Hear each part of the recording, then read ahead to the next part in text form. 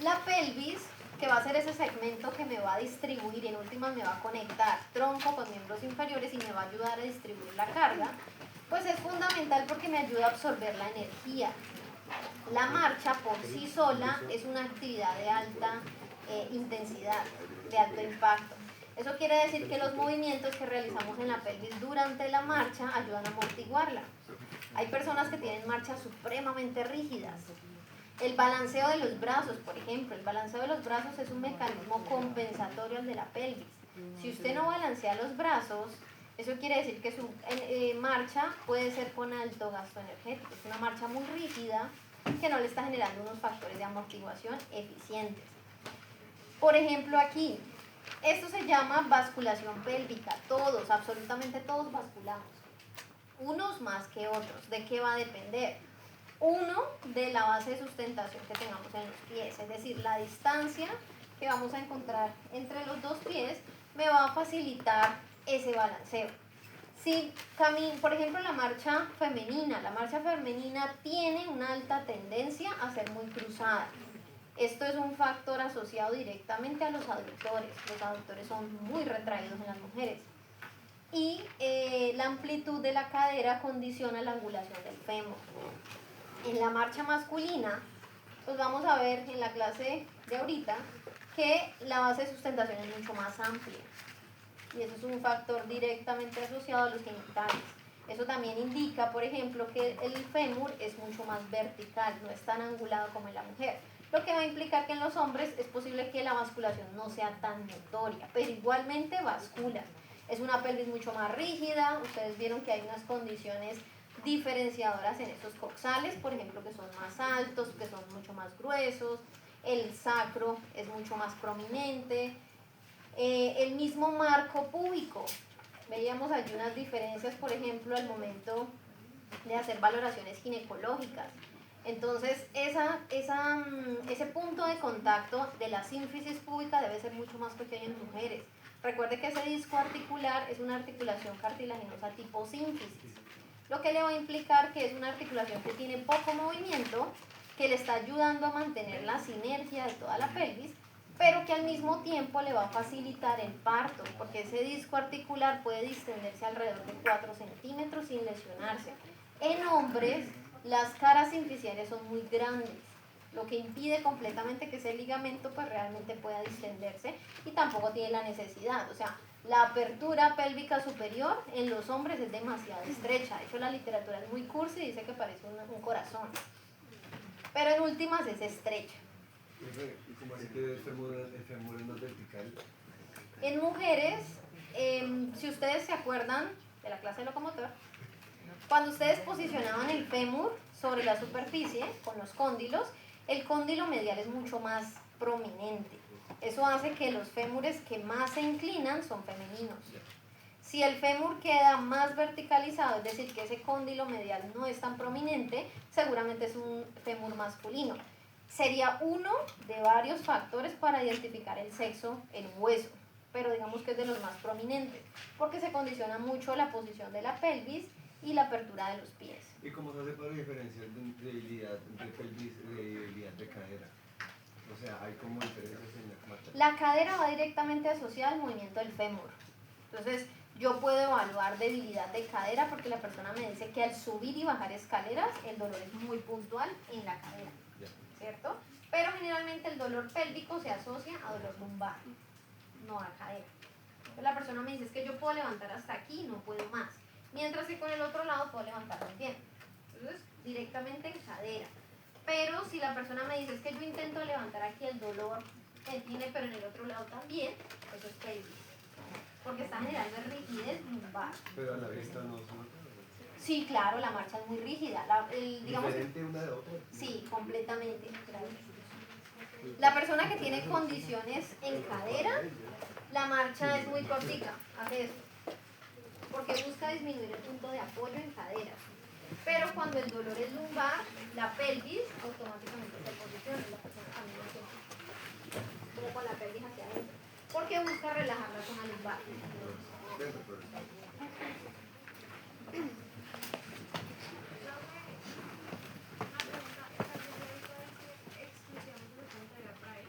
Sí, era en físico. Gracias. Pero era para entregarlo ya. No se lo voy a recibir más tarde, ya pasaron 20 minutos. Listo, si miramos la pelvis desde la vista inferior, vamos a notar que hay unos ligamentos sumamente gruesos que me van a ayudar a estabilizar la pelvis. Acuérdense que ese término de estabilización es un término muy general. Aquí, ¿qué se busca con la estabilización? Que los dos coxales y el sacro no se muevan más de la cuenta. En ese orden de ideas tenemos unos ligamentos sumamente robustos que se llaman sacrotuberosos. Esos ligamentos están desde el sacro, es decir, que vienen desde atrás y se van para los túberes isquiáticos, que son puntos de referencia palpatorio en pelvis. Y ellos van a ayudar a fijar ese desplazamiento del sacro. El sacro tiene un desplazamiento anterior y posterior. Cuando caminamos, usualmente el sacro está nutado. ¿Qué significa nutado? Mírenlo acá. Entonces, cuando nosotros caminamos, se aumenta la curvatura lumbar. Si estamos en una posición de bipedestación, estamos contra la gravedad. Eso quiere decir que la curvatura lumbar aumenta porque los músculos extensores, los erectores de la espina, aumentan el tono. ¿Eso qué me condiciona? Que el sacro intente desplazarse un poquito más hacia atrás, al mismo tiempo que las espinas ilíacas anterosuperiores se van hacia abajo, es decir, se inclina más la pelvis hacia adelante. Ese sería un patrón normal. Cuando nosotros caminamos y generamos flexión y extensión, siendo, digamos que amplificando mucho el movimiento, es como si las dos pelvis hicieran esto, las dos semipelvis. Obviamente el movimiento desde la articulación sínfisis púbica y las sacroiliacas atrás es muy limitado, pero los dos coxales tienen que tener esta simetría. Tienen que tener un movimiento muy mínimo que me facilite el movimiento de basculación de la pelvis. ¿Pero es un deslizamiento? Es un deslizamiento. ¿Y deslizamiento? Acuérdate que las sacroiliacas son sinoviales planas. Entonces desde atrás lo debo percibir. Es un deslizamiento muy pequeño, pero que facilita ese patrón de amortiguación. Cuando estamos sentados, el sacro tiene un movimiento de contranutación, es decir, que se va hacia adelante. ¿Qué se va hacia adelante? Pues la parte inferior es como si se introduce más hacia la pelvis y la pelvis completamente rota como hacia arriba. Porque es como cuando usted se sienta y se deja vencer por el cansancio y se desliza por la silla. ¿Sí? La pelvis se va hacia adelante. Ese movimiento del sacro solito se llama contranutación, pero está fuertemente asociado a un movimiento en la pelvis. Ay, muchas gracias. Aprendan. Gracias.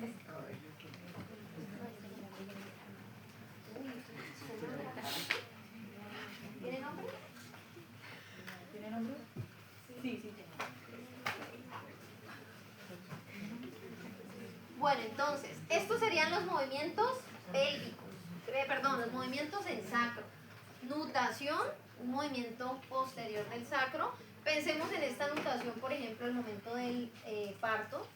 El sacro tiene que desplazarse hacia atrás y eso permite una apertura de la apertura inferior de la pelvis de alrededor de 2 centímetros, si él se puede mover muy bien. Pero si es una mamá que durante todo su embarazo pasó sentada, porque tiene obesidad, porque es completamente sedentaria, porque no hizo ninguna actividad profiláctica, pues eso implica que al momento del parto y la necesidad de hacer nutación del sacro, los ligamentos se van a desgarrar. Por eso el dolor asociado al parto, siempre hay desgarro ligamentoso. ¿De qué va a depender? De la rigidez que tenga la pelvis.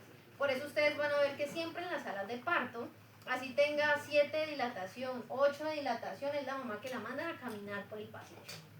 ¿Por qué? Porque al caminar me permite movilizar un poquito más esos ligamentos.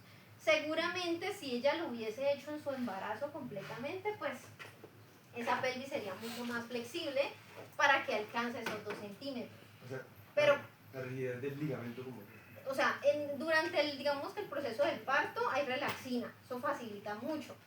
Pero si es una mujer sedentaria, obesa, y digamos que no hizo nada durante su embarazo, la pelvis es extremadamente rígida, porque como tiene tanto peso, la condición propia es estabilizarse más. Entonces va a llegar al momento del parto con mucha rigidez en pelvis. Esa rigidez en pelvis pues juega en contra. porque va a ser un parto mucho más prolongado, va a ser un parto mucho más doloroso, puede generar atrapamiento fetal durante el proceso del parto. Entonces, ustedes van a ver que siempre en las salas de parto, bueno, en las salas, sí, digamos que en las unidades, siempre hay un fisioterapeuta.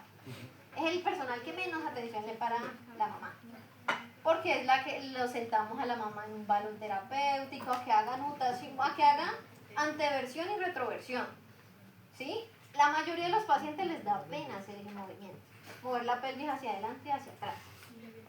Pero adivinen que conejo de barrigota es necesario.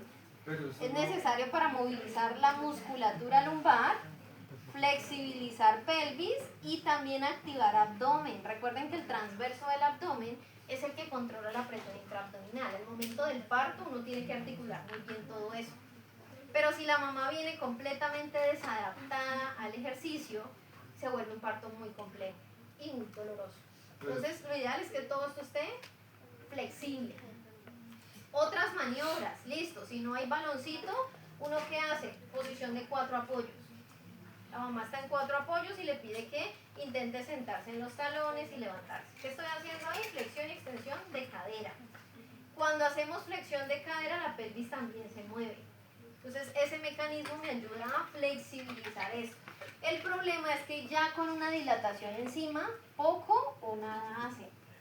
Porque el dolor ya está encima, porque las contracciones ya están muy frecuentes, ¿sí? Digamos que no es que colabore la paciente.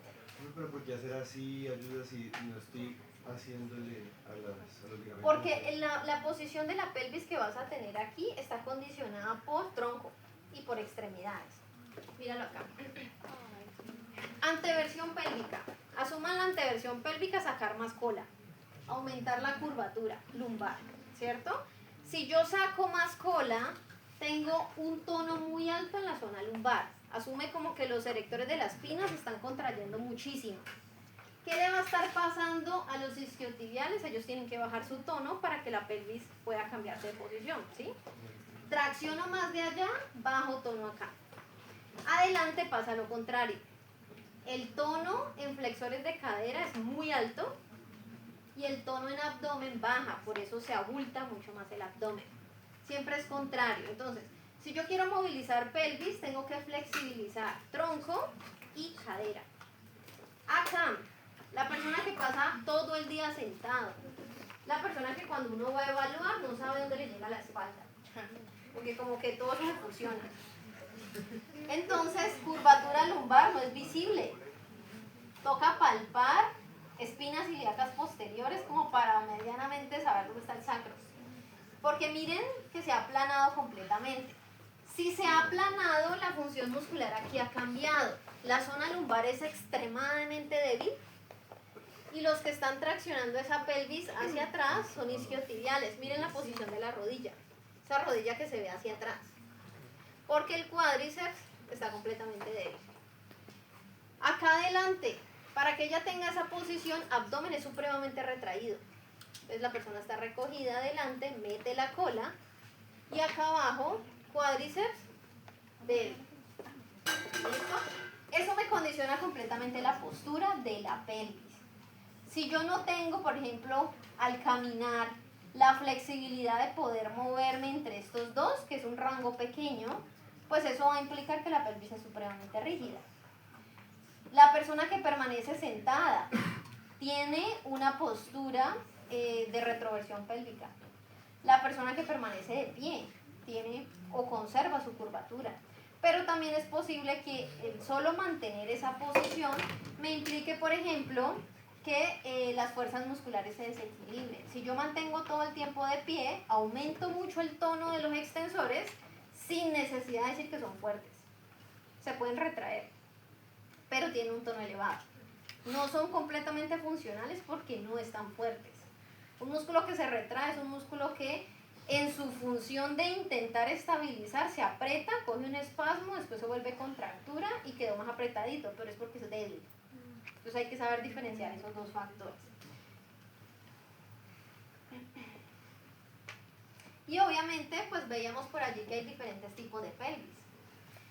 En las mujeres clínicamente pues es fundamental una pelvis ginecoide. ¿Cuál es la pelvis ginecoide? La que tiene diámetros establecidos. Obviamente pueden existir variaciones de 1 centímetro, medio centímetro, que puede que no sean mayor cosa, pero si las comparamos con las pelvis que predominan en los hombres, pues evidentemente son muy estrechas, lo que va a implicar que en el proceso de gestación el bebé no pueda rotar solito hacia el canal del parto y pueda generar un atrapamiento fetal. Pelvis platipeloides, digamos que caracterizadas a mujeres con caderas supremamente anchas, pero que no necesariamente tienen una pelvis adaptada para un embarazo, para un parto vaginal, porque efectivamente la distancia antero-posterior es muy estrecha. Es muy amplia la distancia transversa, pero antero-posterior es muy estrecha. Ahora bien, usted dirá, bueno, ¿y en un embarazo todo esto se mide? No necesariamente. Si la mujer tiene más de 25 años, no hay problemas de crecimiento, digamos que hay unas condiciones genéricas óptimas, está en fase reproductiva, o sea que yo esperaría que su pelvis esté desarrollada. ¿Dónde tal vez uno entra a fijarse en estos factores? Cuando hay embarazos adolescentes o infantiles, ¿sí? Si no se, digamos que se condicionó el aborto, pues toca evaluar esto. Embarazos en personas con discapacidades motoras y cognitivas, digamos una parálisis cerebral, porque si la persona está en silla de ruedas, evidentemente la pelvis no tiene un desarrollo completo. Esto puede complicar mucho ese parto o el mismo embarazo. Entonces, frente a esas condiciones, hay unos parámetros para evaluar ese tipo de pelvis, ¿sí? Hay unos diámetros, hay unas medidas que son mucho más específicos, digamos que dentro de la pelvis, pero hay zonas que son fácilmente palpables, como por ejemplo el tubérculo púbico, el coxis se pueden palpar los túberes isquiáticos. Entonces estos permiten determinar fácilmente cómo podrían ser esos diámetros. Otro factor importante, el tiempo de gestación y el tamaño del bebé, la posición en la que venga el niño. Puede ser un niño con un desarrollo normal, pero resulta que en el proceso de gestación hay muy poco líquido amniótico. Si ese líquido es muy escaso, el bebé no va a tener buenas condiciones para rotar eficientemente dentro del útero, lo que va a implicar que posiblemente cuando la madre empiece el trabajo de parto, él no va a estar posicionado y eso va a complicar mucho más el parto. Podría pasar también ¿qué otra condición? La posición del niño, cuando los niños vienen de rodillas o sentados y no vienen en una posición cefálica, pues evidentemente es mucho más fácil un parto por cesárea, porque si el niño va a sacar primero las extremidades, de aquí a que saque los pies y de último saque la cabeza, ese bebé puede venir con una triple circular y usted traccionarlo desde los pies y él con el cordón umbilical enrollado en el cuello, pues ¿sí? Entonces cuando esa posición no es la más adecuada, una de las indicaciones será cesárea. Ahora les pregunto, ¿qué sería lo ideal? ¿Parto por cesárea o parto vaginal? ¿Por qué? ¿Me explica algo quirúrgico? Uno, cualquier procedimiento quirúrgico tiene riesgos.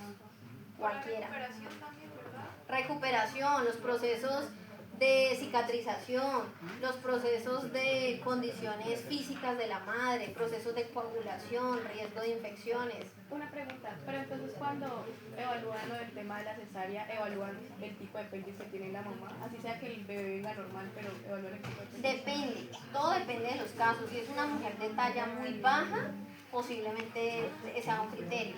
Pero si es una mujer que está en parámetros, digamos, de condiciones óptimas, más de 25 años, menos de 35, seguramente ya ha tenido hijos, ya ha tenido partos vaginales. ¿Y cuando el embarazo es adolescente, qué tipo de pelvis tendría pues esa adolescente? No tanto el tipo, sino los diámetros. Acuérdate que las mujeres cierran picos de desarrollo óseo más rápido porque la necesidad de estabilizar pelvis. Desde la adolescencia el crecimiento se concentra en la pelvis, en el desarrollo de la pelvis. Entonces nunca va a ser lo mismo en términos de estabilidad, control, tamaño, función, una pelvis de una mujer, pensémoslo, de 20 años a la de 14. porque las dimensiones no son las mismas, el tamaño de los órganos no son los mismos, los órganos todavía no han cumplido picos de funcionamiento, todo va a variar. Profe, pero entonces eso es genético, no es de edad. Sí, es genético. Sí, sí, sí. Bueno, la actividad que realizaron, más que para la clase de hoy, es para, digamos que para genitales masculinos y femeninos. Más que para pelvis como tal, porque con la musculatura del periné, pues vamos a ver el equilibrio entre los dos. Tanto pelvis femenina como pelvis masculina.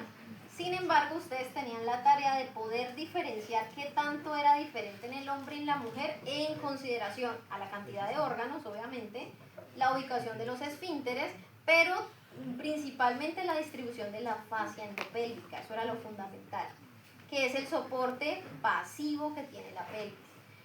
La pregunta más importante es, ¿lograron ubicar esa fascia en términos de superficial y profundo? ¿En qué nivel está?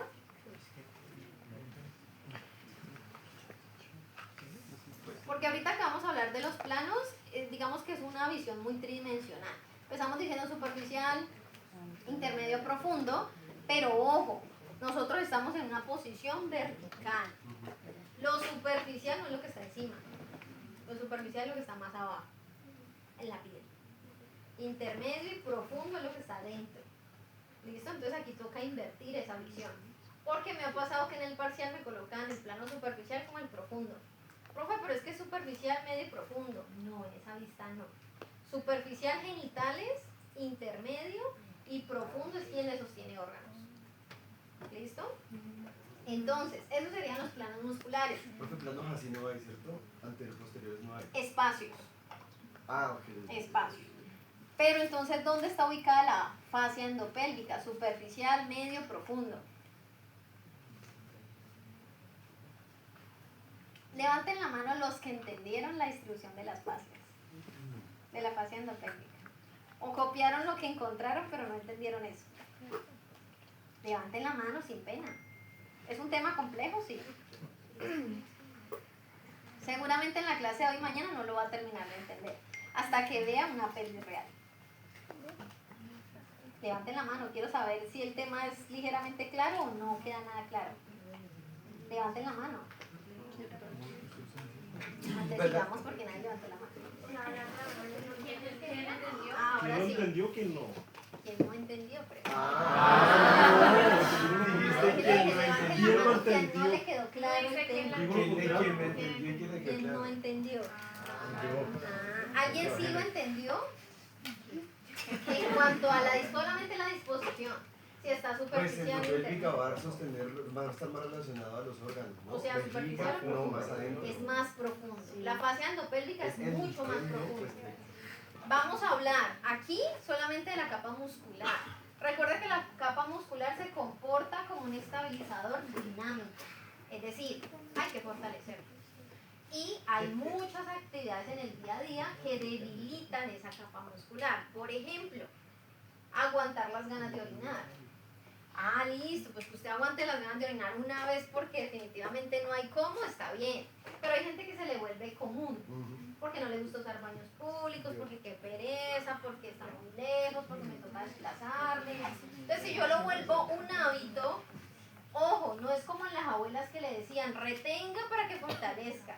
No, eso va a ser todo lo peor, porque usted tiene una gravedad, tiene un líquido, tiene peso de órganos y usted está haciendo contrapeso, pero ese contrapeso está modulado por la presión intraabdominal y ese es el problema. Así que si usted va a fortalecer músculos, lo que llamamos ejercicios de Kegel, debe tener presente que esos ejercicios deben ser acostados y deben ser sin nada en la vejiga, debe estar vejiga vacía. No puede tener ganas de orinar. Ahorita vamos a intentar activarlos sentados, pero si nunca lo hemos hecho, hay que hacerlos desde acostados. ¿Listo? Digamos que sentados vamos a tener una percepción, pero es posible que como la gravedad ya la tengo encima, el nivel de tono sea muy bajo. Pero igual todos van a explorar su perineo. Vámonos para los 3 planos. Entonces nos vamos a ubicar. Plano superficial es lo último que vamos a ver ahora porque vamos a ir de lo más importante a lo accesorio. Entonces, empecemos por acá. El plano profundo le vamos a llamar diafragma del perineo o diafragma de la pelvis. ¿Qué quiere decir esto? Pues que estos tres músculos van a conformar un complejo. Y ese complejo es el que conoceremos como el elevador del ano. Cuando usted escucha hablar del elevador del ano, son tres músculos. De hecho, en las pelvis uno no tiene forma de diferenciarlos muy bien, porque las fibras musculares se entrecruzan. Y es porque ellos intentan conformar una superficie como una maca. La maca que va a sostener los órganos pélvicos. Y hay otro músculo que es el coxígeo, digamos que pertenece a ese plano profundo, pero no pertenece al elevador del ano. O sea, el plano profundo tiene 4 músculos, pero solo los 3 anteriores conforman el elevador del ano. El coxígeo va a quedar atrás, entre el coxis, sacro, ¿sí? Queda muy posterior. O sea que los tres del elevador de las todos tres tienen contacto con el pubis o el cuerpo del pubis. Sí, o arcos, ya los vamos O a los ver. arcos, ¿Sí? sí. Todos van a quedar distribuidos hacia la zona anterior. Plano urogenital. Vamos a tener solo 2 músculos. Uno de ellos supremamente pequeñito, pero es el que la pone toda porque usted no pase penas en la calle. Esfínter externo de la uretra. Y el transverso profundo del perineo, quien le ayuda a dar soporte a esa zona. Y el plano superficial van a ser principalmente los órganos de los músculos, en este caso músculos para los genitales, para la erección y la eyaculación, el externo del ano, esfínter externo del ano que es el otro que la da toda, y el transverso superficial del perineo me ayuda a generar un soporte muy concentrado en el perineo. Pregunta, ¿todos saben qué es perineo? Sí. ¿Diferente a piso pélvico? Pues es el área entre genitales y ano. Ok. Esa zona es tendinosa. El centro tendinoso del perineo está dividiendo los 2 triángulos.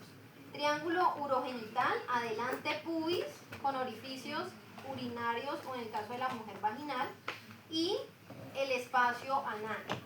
Esa región central que está entre orificios genitales y orificio anal es tendinosa.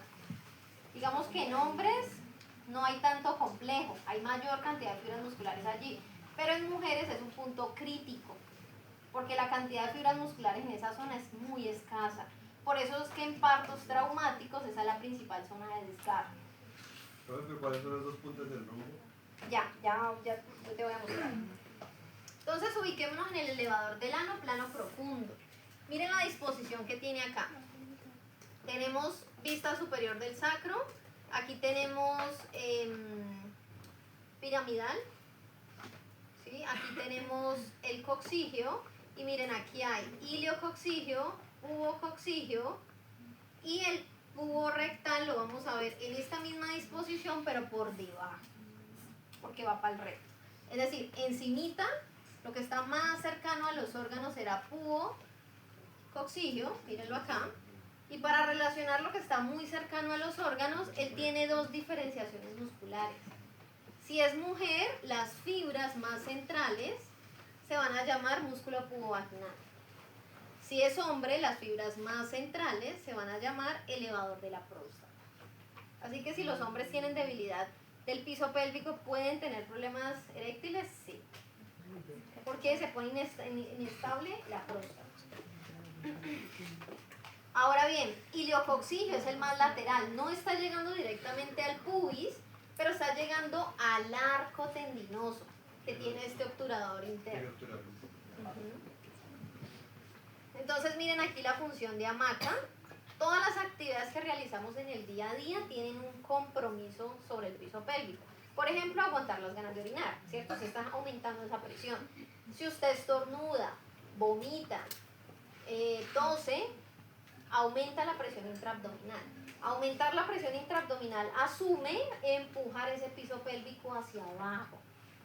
Empujarlo hacia abajo es debilitarlo, porque al contraerse, por la forma que él tiene en hamaca, al contraerse debería subir. Si yo lo empujo hacia abajo, lo estoy elongando, lo estoy debilitando con mayor frecuencia.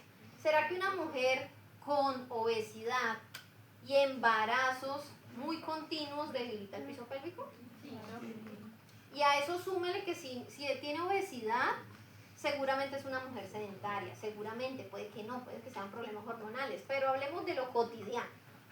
Generalmente nos llegan mujeres con embarazos muy seguidos, con un diámetro abdominal muy abundante por tejido adiposo y completamente sedentaria. Ojo, la mayoría asumen que simplemente hacer las labores domésticas ya, eso es ejercitarse. ¿Hay una actividad física? Sí, pero ojo, la pregunta que todos debemos hacernos es, si yo tengo 30 años, ¿será que a mí me sirve como actividad física moverme dentro de mi casa? Hacer las actividades del hogar. Ese no es el nivel de actividad física que yo debería estar haciendo para mi edad. No es el nivel, de pronto para un adulto mayor, con una condición de comorbilidad, pues. Si no puede salir a la calle, si no puede caminar solo, o tiene un parque cerca, pues que se mueva dentro de la casa, sería lo mínimo. Pero para una persona de 25, 30, 40 años, no. No es el nivel de actividad física. Y la mayoría de las mujeres se escudan, es que como tienen niños, hacen todas las actividades en el hogar, pues ¿a qué horas hace ejercicio? Y es muy válido. Pero también es un escudo. También es como que, pues yo me dejo engordar porque pues ya que. ¿Cierto? Ojo, la mayoría de las mujeres hoy en día ninguna se prepara para un embarazo. Y un embarazo asume cambios de todo tipo. Hormonales, epiteliales, musculoesqueléticos, faciales, de estabilidad, de equilibrio. O sea que hay que prepararse.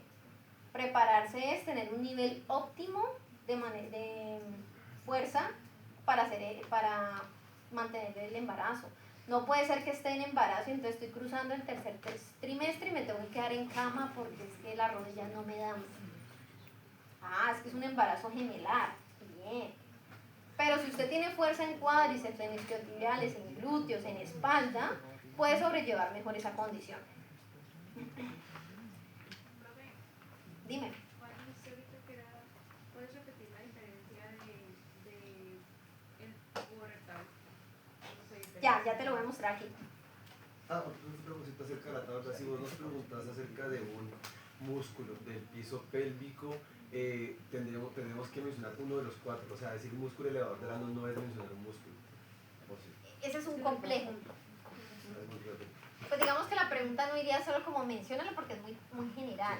Tendría que ser orientado a mencionar un músculo del piso pélvico que permita el control de la micción, plano urogenital, específicamente asociado a uretra, o un músculo del plano profundo que permita la conformación del elevador del ano. ¿Y decir plano profundo es lo mismo que decir piso? No, el piso es todo. El piso es toda la musculatura que rodea la parte inferior de la pelvis. El piso pélvico tiene 3 planos, ¿sí? Urogenital, diafragma y superficial. Pero con piso tú te estás refiriendo a todo. Perdón, entonces decir diafragma no es lo mismo que decir piso pélvico. El diafragma es el mismo plano profundo. Sí, pero como el video, el otro que del funcionamiento decía que el piso pélvico era solamente coxilio y el elevador del ano, que solamente ese era el piso pélvico. Bueno, no, entonces ese es un error. El piso pélvico sería toda la musculatura. Todos los planos. Todos los 3 planos. Ok. Igual, es que aquí nos toca segmentarlo por la parte funcional y para poder distribuir problemas de fuerza y problemas de estabilidad. No es lo mismo un prolapso rectal, de útero, que una incontinencia. ¿Estamos hablando de problemas por debilidad o estamos hablando de problemas por estabilidad endopélvica? ¿Sí? Entonces ahí es donde uno tiene que segmentar las estructuras que van a conformar todo el piso pélvico. Entonces miremoslo acá, esta es una vista inferior de la pelvis, estamos mirando ligamentos sacro-tuberosos y observen que estamos desde abajo, esto sigue siendo plano profundo, es decir, diafragma de la pelvis, pero nos estamos concentrando en este músculo que desde arriba vendría siendo el pubo coxígeo, pero desde abajo pasa a ser pubo rectal. Es decir, el pubo coxígeo está aquí, el pubo rectal está justo debajo. Pubo rectal que va a quedar en esa parte más inferior porque él tiene una relación directa con la ampolla rectal. Entonces, fíjense cómo funciona esto. Cuando nosotros estamos de pie, el músculo puborectal funciona como una válvula. Él tracciona, o sea, estamos de pie, tenemos la gravedad del piso pélvico, tiene que apretar, tiene que contener. Eso implica que esta parte central tracciona hacia adelante para levantar el piso pélvico. Eso le va a implicar que se forma un ángulo entre el recto y el canal anal. Por lo tanto, mientras estamos de pie, tenemos un fenómeno de continencia fecal. Pero cuando adoptamos esta postura, y fíjese muy bien, rodillas, deberían ser ligeramente, tampoco pues en tórax, rodillas ligeramente por encima de las caderas. Esa es la posición que facilita la relajación del cubo rectal. Entonces, cuando las rodillas quedan ligeramente por encima o por lo menos al nivel de las caderas, el piso pélvico se relaja por completo. Esto facilita la evacuación. Por eso es que en los niños, cuando los niños empiezan la transición del pañal al baño, siempre vamos a tener problemas de evacuación. ¿Por qué? Porque generalmente lo hacen en el baño en la casa, que es de adultos. ¿Eso qué le va a implicar? Que el niño va a quedar con los piecitos colgando. Y uno lo escucha mucho en los baños de los centros comerciales. La mamá entra con el niño y le dice, ¿qué hubo? Apúrele. Y el niño no puede, y uno le ve los piecitos. No va a poder, anatomía, no va a poder. El niño necesita soporte, bueno, no el niño, todos necesitamos soporte. Por eso ustedes van a ver que los baños actuales son más bajitos. Intentan mejorar esta ergonomía, pero ahí nos vamos para un punto álgido. Entre más cómodo es el baño, pues la evidencia científica nos ha demostrado que la gente más tiempo pasa en el baño. Y resulta que los baños más cómodos, generando esa relajación de la musculatura, en este caso del cubo rectal, debilita tanto el piso pélvico que aumenta la presión en las venas rectales, o también denominadas venas hemorroidales. Por lo tanto, aumenta la predisposición de hemorroides. Una actividad que no debe sobrepasar 10 minutos, no es posible que usted pase 40 minutos. Porque la presión aumenta y se dañan las venas rectales, medias e inferiores.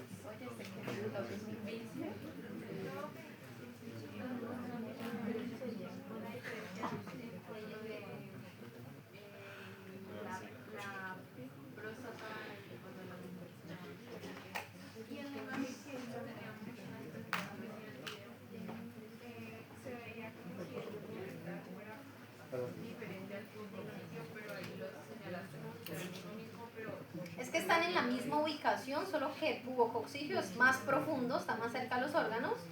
Puborectal trae la misma disposición, la misma forma, pero está justo por debajo del pubococcigio. Tienen la misma forma, exactamente lo mismo. Esta disposición. Solo que si lo miro en una vista superior, lo que estoy viendo aquí es pubococcigio con su diferenciación entre pubo vaginal y elevador de la próstata. Simplemente acá. Bueno, aquí lo tenía. A este espacio, en el plano profundo, observen que aquí no hay diferenciación sexual. ¿Qué quiere decir? El plano profundo o el diafragma es el mismo entre hombres y mujeres. Hay un orificio urogenital, sea hombre o sea mujer. Ya vamos a ver quién le va a dar la distinción de dos orificios o solo uno. Pero hasta ahora, el plano profundo me conserva un orificio urogenital, ¿cierto? Ese orificio, pues obviamente va a tener el músculo pubococcigio muy cercano, limitando ese orificio. Desde la parte superior, si es mujer, pues pubo vaginal, si es hombre, elevador de la próstata, las fibras más centrales de todo el pubococcigio. Porque uno va a ver cómo esas fibras se entrecruzan en los esfínteres, en la base de los órganos. Pero en el caso del pubococcigio, que él se ve por debajo, mírenlo acá, trae la misma distribución, trae esta misma disposición, pero obviamente su función está en el orificio anal. ¿Pubo rectal o pubococcigio? Perdón, pubo rectal. Sí, pubo rectal. Va a ir directamente acá, pero trae la misma disposición. ¿De qué va a depender si lo estoy mirando desde arriba o desde abajo? Y tener en cuenta que primero va pubococcigio y por debajo pubo rectal. Ahora bien, ¿quién me va a dar? Bueno, mírenlo acá desde esta vista inferior. Si miramos la pelvis femenina, entonces veo orificio uretral, orificio vaginal, centro tendinoso del periné, orificio anal, miren aquí, esto sería púo rectal, porque estamos en una vista inferior, pero recuerden que profundo estaría el púo coccigio, aquí estaríamos viendo iliococcigio, y acá se ve el coccigio como tal. Miren el centro, el perine es esta zona. Como las fibras musculares van en esta disposición, el centro es una zona de muy baja resistencia. Primero porque está, digamos que inmersa entre los orificios, entre los esfínteres, y segundo porque las fibras musculares que intersectan aquí son muy escasas. Eso quiere decir que en el caso de las mujeres vamos a ver que las paredes vaginales son muy flexibles, pero esto es, digamos que un arma de doble filo, voy a decirlo así. Pueden distenderse para facilitar el canal del parto, pero el útero es quien le da firmeza a las paredes vaginales, porque el útero está anclado arriba por la fascia endopélvica. Si ese útero se va, las paredes se pueden colapsar. Por eso una histerectomía no se le hace a una mujer joven, sino hay una condición clínica de base, es decir, un riesgo de cáncer uterino. De lo contrario, no es una indicación, porque si es una mujer joven, pues está en plena etapa sexual, vida laboral, seguramente hace ejercicio, la gravedad. Esto va a implicar que las paredes colapsen muy rápido. Si es una mujer de edad por encima de los 60 años, pues usted esperaría que si es físicamente activa, no tanto, no como para estar en un crossfit. Si es sexualmente activa, no tanto. Y pues esto se puede conservar un poquito más. Pero en una mujer joven, una histerectomía genera muchos problemas de salud. ¿Sí? Obviamente, pues a la paciente no se le puede directamente decirle, ay, usted no puede hacer esto, porque va a pasar esto. Nadie va a aceptar la cirugía. Pero sí es importante tener en cuenta que si ya no hay útero, las paredes vaginales van a depender completamente de sus estilos de vida. Eso le implica peso, control de la respiración, no hacer maniobras de valsalva, maniobras sexuales suaves, no puede ser sexo violento, porque obviamente va a colapsar más rápido. No puede ser, si anda en moto, pues por favor no se trague los huecos, amortigüe. Montar a caballo seguramente va a ser de las restricciones principales por el microtrauma pélvico, sería lo ideal que no lo hicieran. Si es de las personas que les gusta ir a los juegos de atracción mecánica, deseche esa idea mejor, por el mecanismo de vacío que genera. Vámonos para piso pélvico masculino, miremos esa diferencia. Orificio uretral, orificio anal. Miren que aquí hay una distribución de fibras más densas, pero es porque no hay 3 orificios, solo hay 2. Entonces eso quiere decir pues que el hecho de que hayan 2 orificios, el piso pélvico, en este caso el periné masculino, tiene un poco de mejor estabilidad. No es solo por eso, recuerde que la apertura pélvica es más cerrada. Eso también involucra que no haya tanta distancia entre esas fibras musculares. Y a eso súmele la disposición de los órganos. Las mujeres tienen los órganos internos, los hombres, pues digamos que la mayoría de los órganos están externos. Eso también compensa ese trabajo pélvico. Plano medio, aquí nos vamos a encontrar membrana perineal. Observen muy bien, la membrana es quien diferencia los orificios.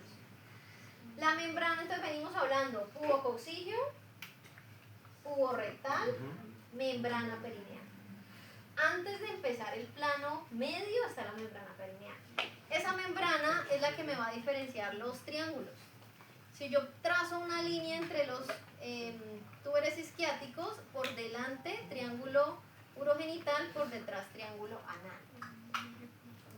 La membrana perineal solamente estará en el triángulo urogenital. ¿Por qué? Porque su objetivo es distribuir mejor la ubicación de los esfínteres. En este caso, pues esto será una pelvis masculina. De todo el orificio urogenital solo dejó uno. No cuenten este porque este es para el paso de vasos sanguíneos y nervios. Este será el orificio uretral. Mírenlo en la distribución femenina. La misma membrana perineal, orificio vaginal y orificio uretral. Entonces ahí la fascia la dejamos antes del músculo, ¿no? Sí. Sí, ok. Ahora siguen los músculos. Obviamente su función, además de distribuir esos orificios, será facilitar la fijación de los genitales. Entonces aquí nos vamos a encontrar con dos músculos. Esfínter externo de la uretra. Miren lo pequeñito que es, por favor no lo ponga en riesgo cada vez que decide aguantar las ganas de orinar. ¿Dónde va a estar ubicado? Entonces observe, vemos triángulo urogenital, esto es posterior, esto es anterior, esto sería orificio urogenital, orificio anal, coxis atrás, y mire el esfínter bien adelante. El otro músculo que vamos a encontrar allí será el transverso profundo del perineo. Observe todo lo que está en verde. Es ese músculo que tapiza el triángulo urogenital. Entonces, él recubre todo ese triángulo anterior para darle reforzamiento al orificio vaginal en la mujer. En el hombre, pues no hará reforzamiento, sino al centro tendinoso del perineo. Va a quedar solo allí. Mírelo, por ejemplo, aquí en la pelvis masculina. Entonces, el orificio uretral y todo el reforzamiento en esa zona del triángulo urogenital. Por ejemplo, que uno tiene una capa, el otro no. Simplemente para ver los planos, aquí la membrana, ¿La membrana, esa es la membrana? membrana perineal y encima los músculos. Profe, en la mujer el músculo transverso profundo hace el reforzamiento de qué? Del orificio vaginal. Gracias. Ahora ubiquémonos aquí más que todo para ver los ejes. En la pelvis masculina el eje pélvico es muy vertical. ¿Por qué? Porque el pene tendrá una raíz muy grande y tendrá fijación. Pero en el caso de la mujer, si todos los órganos fueran verticales, aumenta el riesgo de prolapso, porque la cavidad vaginal es quien sostiene todos los órganos. Eso quiere decir que el eje pélvico de la mujer va angulado. ¿Listo? Este va a ser el eje pélvico, que al mismo tiempo es el eje vaginal. Recuerde que esta estructura va a ser vital para la integridad de la vejiga, para la integridad del útero y para el recto. Si esto entra en alteración, lo vemos por ejemplo con mujeres que han sido, que han tenido abuso sexual o que han sufrido de empalamiento, todas las estructuras son vulnerables a caer, porque se rompen las paredes vaginales y con ellas se rompen los soportes posteriores de la vejiga, el soporte central o cupular de la cavidad vaginal y el soporte anterior del recto. Y cuando llegamos al plano superficial, el primero que vemos allí es el esfínter externo del ano. Un esfínter que es sumamente complejo en su conformación. Póngame mucha atención, aquí tiene 3 componentes. Solo uno es voluntario, el superficial, el subcutáneo. Los otros 2 son completamente involuntarios. La porción profunda. Esa porción profunda viene asociada al músculo circular directamente del recto, que se va a combinar al canal anal, es decir, que trae una combinación desde esas fibras musculares lisas del tubo digestivo. La porción superficial es la que compromete puborectal y la porción subcutánea es la única voluntaria. Esta es la que nos permite hacer la continencia. Pero recuerde que esa continencia depende, uno, de la estabilidad del recto y del canal anal. Esa estabilidad va a depender de las fuerzas compresivas que puedan hacer el piso pélvico. Es decir, si no hay control de piso pélvico, no hay control de esfínteres. Por eso vemos en los niños, digamos que la necesidad de colocar pañal. El niño no tiene un control de piso pélvico, por lo tanto no hay control de esfínteres. Adulto mayor, si el adulto mayor está desacondicionado, tiene problemas pulmonares y constantemente tose, eso debilita mi piso pélvico, por lo tanto la incontinencia urinaria y fecal van a estar presentes, porque voy a debilitar esa estructura. Bueno, pero entonces eso es un mismo músculo, tenemos que Tiene 3 componentes musculares. Las fibras van en la misma dirección. Acuérdate que los esfínteres funcionan como válvulas. Pero en este caso el funcionamiento del esfínter externo es complejo porque no depende de un solo tejido muscular, sino que depende de la formación del recto, depende del piso pélvico y depende directamente del músculo estriado. Pero ¿cómo así que entonces era el mismo músculo? Funciona en conjunto, es como el elevador del ano. Ok. Son 3 músculos, pero funcionan como una unidad. Entonces, transverso superficial del periné, mírenlo muy bien aquí, está delimitando los 2 triángulos. Al delimitar esos 2 triángulos, pues esto me implica que él intenta hacer un reforzamiento sobre el periné exclusivamente, justo aquí. Sin embargo, tengan en cuenta que ese reforzamiento es tendinoso. Es decir, viene el transverso superficial de un lado, se une con el transverso superficial del otro lado, pero en el centro queda tendón. Recuerden que una zona tendinosa tiene menor elasticidad que el músculo, porque no tiene actividad contráctil. Eso implica que es el punto crítico de desgarro. Isquiocavernoso. Los isquiocavernosos y los bulboesponjosos son músculos que combinan mucho en su acción. Anteriormente digamos que se identificaba como acción principal en estos la erección, tanto femenina como masculina. Pero al estar generando compresión de los cuerpos cavernosos, involuntariamente generan compresión de los cuerpos esponjosos, lo que quiere decir que también controlan la eyaculación. Entonces simplemente aquí no nos vamos a catalogar en que uno es más que una actividad y el otro no, porque ahí siempre vamos a encontrar controversia. Simplemente los músculos isquiocavernosos y los bulboesponjosos facilitan la integración entre erección y eyaculación. Entonces, isquiocavernosos, miremoslos. Me voy a devolver en esta imagen.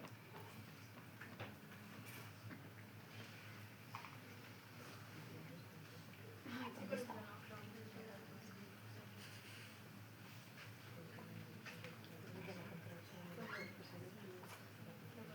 Ya, aquí. Entonces observen piso pélvico femenino. Aquí tenemos lo que estaría dentro de la estructura genital, serían los pilares del clítoris. Esto que se ve como en moradito, ¿cierto? Los pilares vienen anclados directamente a las ramas isquiopúbicas y la estructura central que forman se devuelve hacia atrás. Este es el clítoris con su glande, que es la única zona expuesta en la región genital. En el caso de los hombres están los cuerpos cavernosos, salen de la misma área, pero ellos se prolongan sobre la cara dorsal del pene, que va a ser la que tiene continuidad con el abdomen. Miren que forman un surco intercavernoso para poder anclar el cuerpo esponjoso. Entonces, sobre ese tejido muscular, ese tejido eréctil, vamos a tener músculos. Entonces, en los pilares del clítoris vamos a tener músculo isquiocavernoso. En el caso de los hombres, pues tiene el mismo nombre, cuerpos cavernosos y el músculo isquiocavernoso. En este caso serían las mismas estructuras, solamente que pues en las mujeres no hablamos de cuerpos cavernosos, hablamos de pilares del clítoris. Ese sería uno de los órganos eréctiles. Ahora, en el caso de la mujer, rodeando lo que será el vestíbulo de la vagina, pues están los cuerpos esponjosos, que serán el vestíbulo, el bulbo del vestíbulo, estas estructuras que están aquí. Observen que ellas generan presión sobre la cavidad vaginal. En el caso de los hombres es una nomás, está en el centro, desde allí va a perforar la uretra está dentro del cuerpo esponjoso en el hombre, y se va a prolongar y en la parte distal se ensancha formando el glande. El glande pertenece al cuerpo esponjoso. En la mujer simplemente son 2 masas alrededor del orificio vaginal. Y sobre esas estructuras pues también tenemos músculo.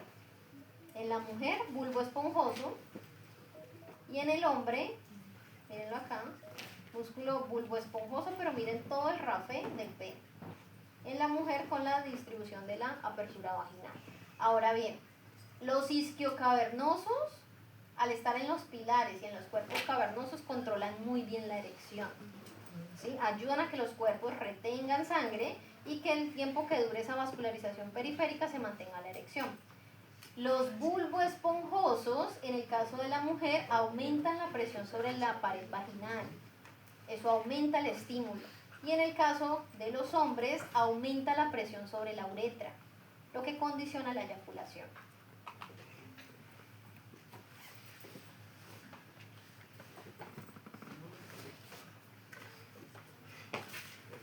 ¿Ubicaron las fosas isquiorrectales? Espacios anatómicos. De acuerdo a esa distribución, ¿entre quiénes están? El de piso, entre plano profundo Plano profundo y y la membrana perineal. la membrana perineal. Eso quiere decir que es un espacio perineal profundo. ¿Sí? Está entre los músculos y el plano entre el plano profundo y el plano intermedio urogenital. Eso está dentro de la pelvis ya. Ahora, ¿qué pasa? Ese espacio que está allí está ocupado por grasa.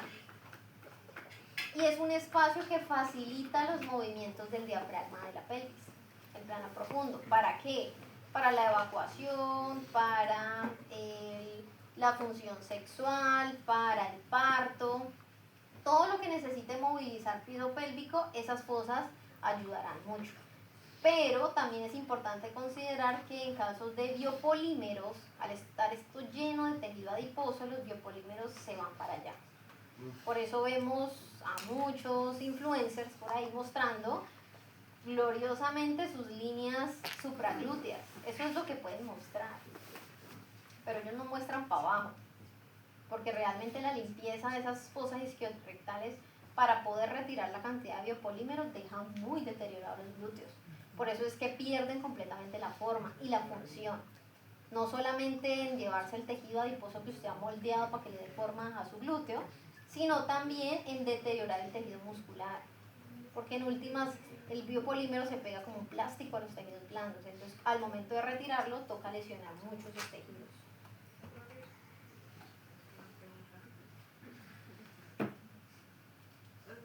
Ya lo mencionaste, pero solamente para corroborar lo que había escrito. Entre el pubo rectal y el pubo coxilio, ¿cuál era más profundo? Pubo coxilio.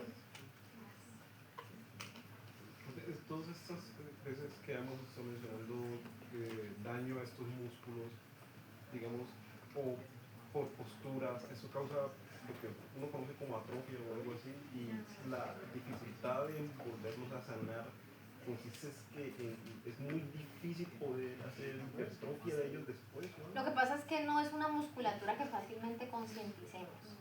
Ya vamos a hacer el ejercicio precisamente. Entonces vamos a darnos cuenta que es difícil identificar una zona muscular que yo no puedo palpar. Es como cuando usted está haciendo ejercicio y le dicen active el core.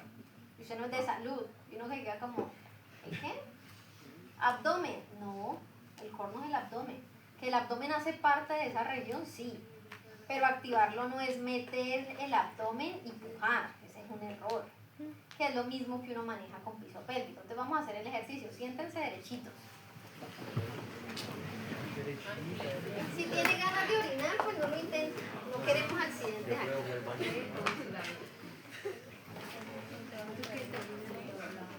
Entonces, lo primero que usted va a hacer es identificar qué tanta fuerza en sus glúteos tiene. Apriete los glúteos ahí sentaditos. Como está en flexión de cadera, los glúteos están inhibidos. Si usted los puede flexionar, los puede contraer sentaditos, chuléese que tiene unos glúteos responsables. No fuertes, responsables. ¿Listo? Ahora, vuelva a apretar glúteos para que se dé cuenta que ese no es el piso pélvico. Apriete el glúteo, ¿cierto? Y usted tiene que percibir que levanta un poquitico de la silla. Ahora, relaje. No se ría, hombre. Ahora va a apretar como si tuviera ganas de orinar. Y usted debe percibir que donde apretó inicialmente está muy abajo y donde está apretando ahora está muy arriba. Ese es el plano profundo. Porque usted lo que está apretando ahí es pubo coxilio, pubo rectal e iliocoxilio. No sabemos cuál. Usted está apretando todo. Intente apretar y sostener 10 segunditos.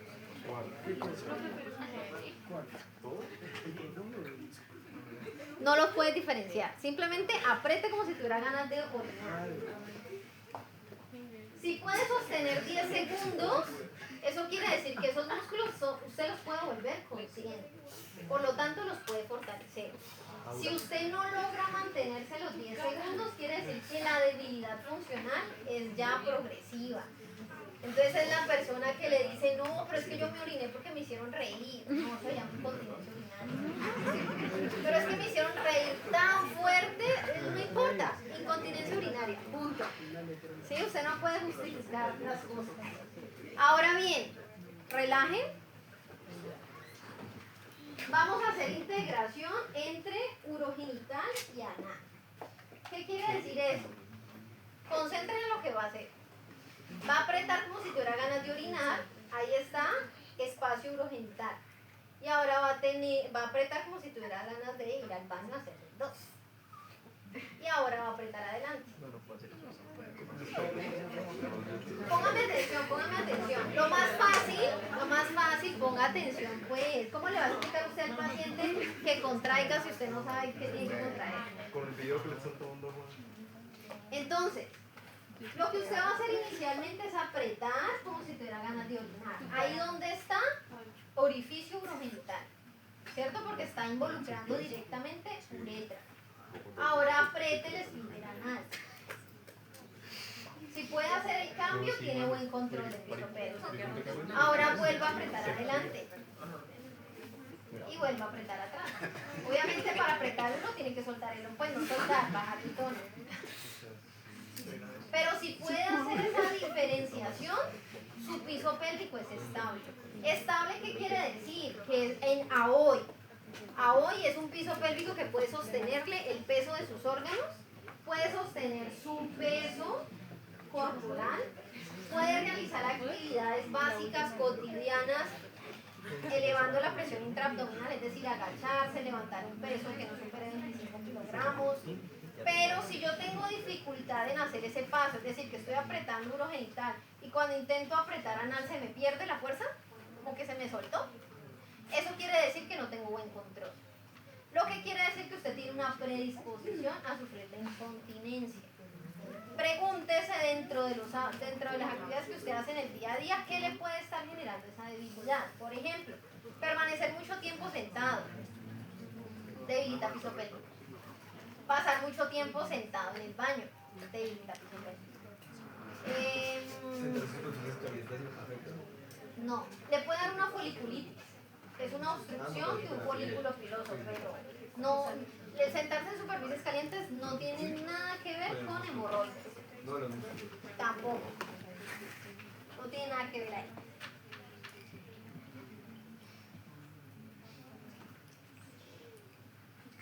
Entonces vámonos para piso pélvico masculino. Para piso pélvico no, para genitales. Ven, pues, ¿ya lo cerraste? ¿Puedes ¿Puedes poner rapidito la tabla de los músculos?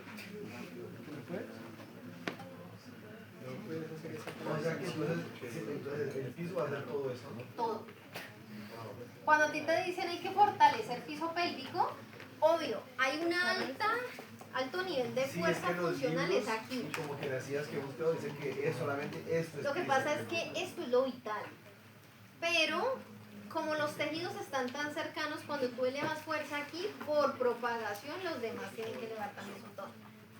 ¿Sí? Y de hecho cuando se hace, digamos que evaluación genital táctil en mujeres y uno evalúa presión, uno está evaluando el plano profundo. Pero si yo mejoro esto, todo esto mejora. O sea que en últimas tú mejoras todo el funcionamiento del piso pélvico. Lo que pasa es que la responsabilidad más alta está allá. Ya. Ajá, pero a ese le llamamos diafragma. Diafragma, o plano profundo. el diafragma es el piso pélvico. No, el diafragma es solo el plano profundo, lo que involucra el elevador del ano. Piso pélvico los tres Y planos. solamente hay membrana entre medio y profundo. Exacto.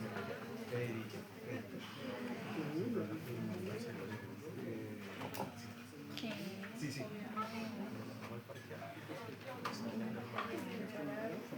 Bueno, entonces, ahora estábamos mencionando que los órganos genitales a nivel masculino van a tener una alta predisposición de manera externa, lo que implica también la vulnerabilidad a mantener la integridad de los espermatozoides.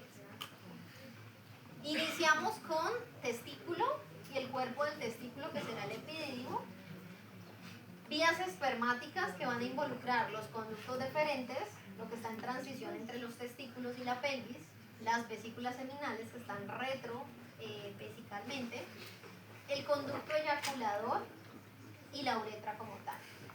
Glándulas anexas, próstata y bulbouretrales. Y finalmente, el pene. Entonces vamos a iniciar por el testículo. Si vemos toda la estructura que tenemos aquí, ese testículo viene, digamos que controlado por el epidídimo. El epidídimo es el cuerpo que se ubica en la parte superior del testículo, digamos la cabeza, el cuerpo y la cola. Aquí lo podemos observar. Lo que quiere decir que cuando se hace un examen testicular, pues hay que identificar el epidídimo. Eso también implica que va a tener dos secreciones diferentes. Al ser una gónada, pues tiene una secreción interna para las características sexuales secundarias. En los hombres, las cuales van a ser, por ejemplo, mayor activación metabólica de las glándulas sudoríparas y sebáceas. Los hombres mantienen una temperatura corporal más alta por la cantidad de testosterona. El desarrollo de folículos pilosos más gruesos, el desarrollo de vellos faciales o folículos pilosos más gruesos en la cara, secreción externa directamente para prolongar la especie. Entonces aquí vemos esos tres componentes. La cabeza, que está ubicada en una porción superomedial de cada testículo. La cola, que va a estar ubicada en el lado contrario, inferior y lateralmente. Por lo tanto, en la evaluación testicular, a pesar de que las estructuras son flexibles y se pueden movilizar, pues hay que intentar identificar por lo menos la cabeza del epidídimo. La estructura interna, observen aquí este espacio que está en morado. Esta es la cavidad vaginal, de la túnica vaginal. Este es un espacio de amortiguación que generan las capas abdominales cuando los testículos descienden y le generan esas capas protectivas. Entonces aquí vamos a ver toda esa distribución que seguramente ustedes ya han visto en otras Pero, clases. profesor, ese que lo morado que era, La túnica vaginal. espacio entre el testículo y lo que ya sería la piedra para que el escroto. Sí, las capas escrotales, que vamos a ver que son varias. Pero se forma como una burbuja. Ya vamos para allá, espérenme, no me adelante. Entonces vamos a mirar la estructura interna. Aquí tendríamos conducto deferente. Ese conducto deferente viene conectado a la cola del epidídimo, el cuerpo y la cabeza. La cabeza será la receptora de toda la secreción interna de este testículo. Entonces, por ejemplo, alcanzamos a identificar los lobulillos testiculares. Los lobulillos es cada una de estas formaciones grandes que se ven. Esos lobulillos vienen conformados por túbulos seminíferos contorneados. Y esos túbulos terminarán en unos túbulos seminíferos rectos. Todos los rectos empalman en un mediastino testicular. Y finalmente ese mediastino testicular pasará a unos conductillos eferentes. ¿Hacia dónde? Hacia la cabeza del epidídimo. Él va a ser el receptor de esa secreción. ¿Listo? Después de que pasa ese componente, observen que hay una estructura que le está dando la forma al testículo. Esa es la túnica albugínea. Esa túnica albugínea que también la encontraremos en las capas del pene. Porque va a ser importante, digamos que en el caso del pene, para la protección del órgano durante la erección. Por eso cuando hablamos de fractura del pene, estamos hablando del estallido vascular que se da digamos que en los cuerpos eréctiles del pene. Y el chasquido es lo que hace que se mencione como fractura. Pero es una ruptura de la túnica albugínea, que deja salir la sangre de los cuerpos eréctiles.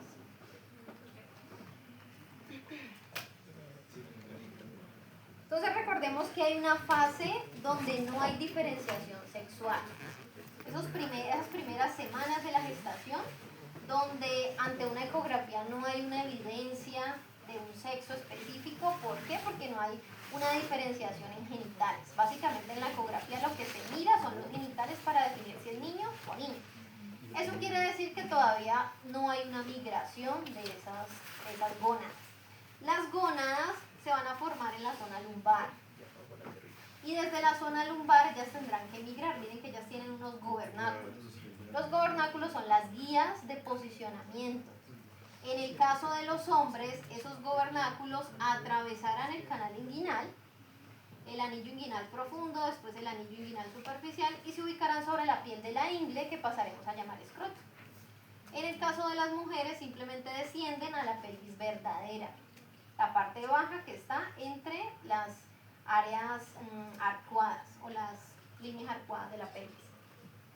Y eso implica que en el canal inguinal femenino el gobernáculo que queda, porque en algún momento podría haber sido hombre, ese gobernáculo pasará a denominarse ligamento redondo del útero.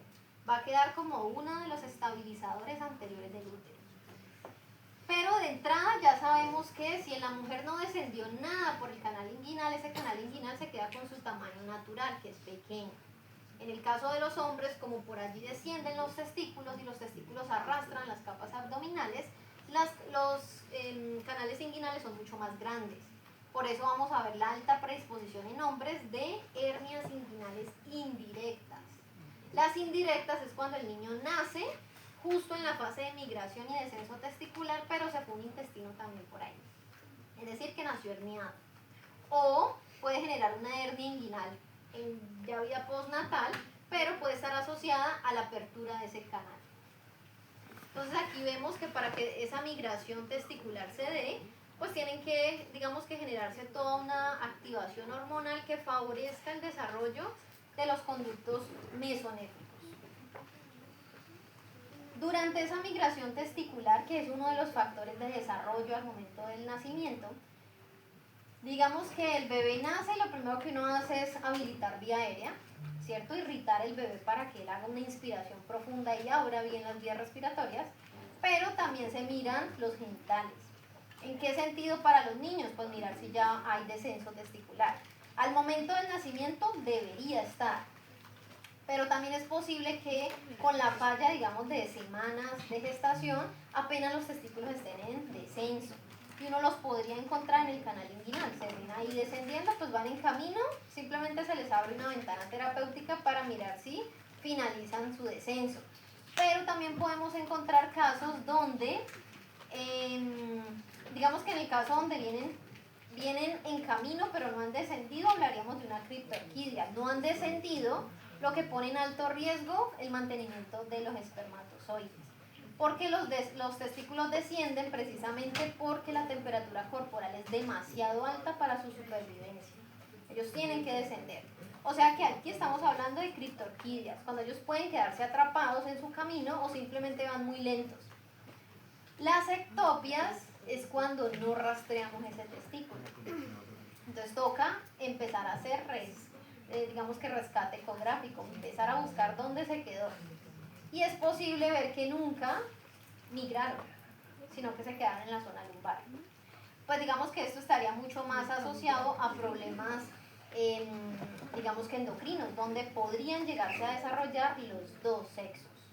Porque si no descendieron completamente los testículos, no hay una afluencia de testosterona mucho más alta, lo que puede permitir que los dos conductos empiecen a desarrollarse, lo que se llamaría hermafroditismo. El hermafroditismo es importante considerar que ninguno de los dos desarrollos son completos. Pero se dice pseudo. Sí, digamos que hay varios tipos, pero generalmente ninguno de los dos conductos está completamente desarrollado. Uno podría ver una apariencia genitales femeninos, pero internamente no hay un desarrollo de útero. Sí, hay próstata. Entonces cuando se empieza a ver esa combinación, pues es evidente que no hay un desarrollo normal de ninguno de los dos. Entonces, recordemos que en esta zona estamos ante la fascia superficial del abdomen, lo que implica esa fascia poneurótica y esa fascia de tejido conectivo que está en el abdomen, la cual debe ceder para facilitar ese canal inguinal. No sé si les quedó suficientemente clara la formación del canal inguinal en digestivo. ¿Lo entendieron completamente? Bueno, lo primero es que el canal inguinal no se lo imaginen como un túnel. No es un túnel, es decir, que yo miro desde el anillo inguinal profundo hacia el superficial y veo la vía directa, no. El canal inguinal simplemente es la apertura brusca de los tejidos. Entonces voy a colocar un ejemplo. Aquí está el anillo inguinal profundo, estoy dentro de abdomen. De aquí para adentro es abdomen y ustedes son pared abdominal. ¿Qué va a intentar hacer el testículo? Abrirse por aquí ustedes son transverso del abdomen. Yo me meto por aquí, migro y por acá voy a cruzar en oblicuo interno y por acá voy a cruzar oblicuo externo. Es decir que no hay una organización tubular que yo diga esto pasa libremente por ahí, no. Los tejidos migran forzados por la presión intraabdominal y migran abriendo fibras entre los tejidos, pero nunca de manera lineal. Si no es de manera lineal, es decir que ese canal es forzado para el paso de estructuras. Por eso cuando se genera una hernia inguinal indirecta ya se queda secuestrada en ese punto. ¿Sí? No es tan fácil como devolverla cuando es una hernia umbilical. Uno ve que el paciente tose, la hernia sale y él solito la introduce. Aquí no, aquí se queda secuestrada porque pasa entre los tejidos. Pero igual eso es embrionario, ¿no? Dime. Pero igual eso es embrionario. Sí, claro, los tejidos están formados desde antes, pero lo que quiero que piensen es que uno a veces escucha canal y asume que hay un espacio ya aperturado. No, el tejido se va abriendo a medida que las estructuras van pasando. Eso implica que la fuerza muscular entre el transverso y el oblicuo interno, aquí en la parte baja del abdomen, es sumamente débil. Recuerden también que debajo del ombligo falta una capa poneurótica, la pared posterior de la vaina de los rectos. Por eso es más susceptible las hernias inguinales indirectas o directas cuando rompen la pared completamente. Porque le falta una capa, pero a eso súmele que los músculos aquí son débiles porque están perforados de manera asimétrica por esa estructura. Entonces cuando hablamos de escroto, estamos hablando directamente de la piel, que se distiende para recibir las bolsas escrotales. Pero esa bolsa escrotal trae varios componentes, ¿cierto? Entonces si hablo de la bolsa, estoy hablando de todo lo que viene ahí. El escroto, que sería la piel directamente, dos fascias espermáticas, una externa y una interna, una fascia cremastérica, que será el músculo que tiene el testículo, y la túnica vaginal. Todas estas estructuras provenientes del abdomen. Por eso un trauma testicular se refleja hacia pared abdominal, porque esto viene del transverso, del oblicuo interno, perdón, al revés, transverso, oblicuo interno, oblicuo externo, y esto peritoneo. Entonces hablemos primero del escroto. La piel que va a tener el escroto es una piel que se ve con múltiples pliegues transversales, y es porque este es el componente flexible durante la erección. La piel del prepucio, la piel del pene, se va a estirar a través de la piel del escroto.